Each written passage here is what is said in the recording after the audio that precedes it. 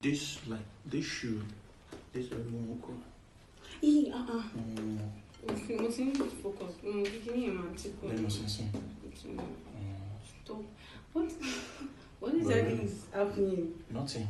Also, we can help it. They can help. This assignment, come on. So, Okay, hold it for more inspiration. Seriously, I'm serious. Try it again. multi blank. Oh! Jesus. Baby.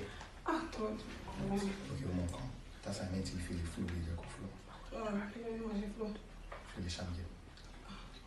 Go for me, kiss me. Why do you please just... Champagne. I think Right, yeah. Mama, will you do the flow that? No, just try. No. For a minimum, I'm going to show you. That's your, Seriously.